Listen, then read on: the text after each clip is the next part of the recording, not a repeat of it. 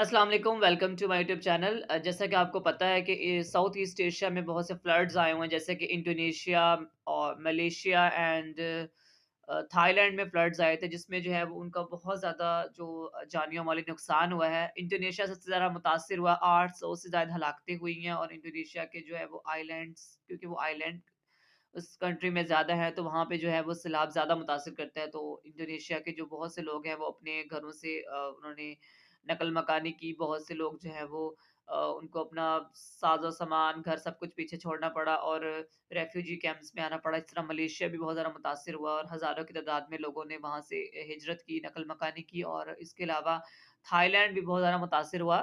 और हाल ही में south Asia में जो श्रीलंका है, वो बहुत ज़्यादा जो है फ्लडिंग से मुतासिर हुआ और जो तकरीबन उसमें 150 से ज़्यादा हलाकतें हुई और सैकड़ों अफ़राद जो अभी भी लापता हैं। तो इस पर जो है वो श्रीलंका ने जो स्टेट ऑफ इमरजेंसी नाफ़िज़ कर दी और जिस पे जो है वो पाकिस्तान ने जो है रिस्पॉन्ड किया कि पाकिस्तान अपना रिलीफ़ एंड रेस्क्यू ऑपरेशन शुरू करने जा रहा था श्रीलंका में।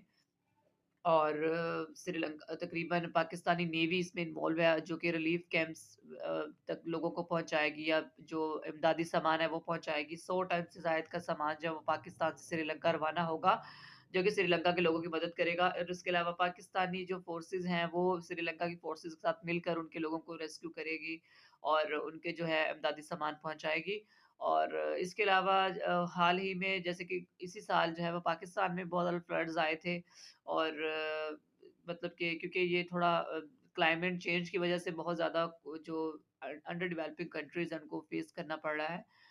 तो बाकी जो है वो जो पाकिस्तान है उसका ये मौक़िफ़ है कि पाकिस्तान अपने जो हमसाया ममालिक हैं उनकी मदद हमेशा जारी रखेगा। बहुत शुक्रिया।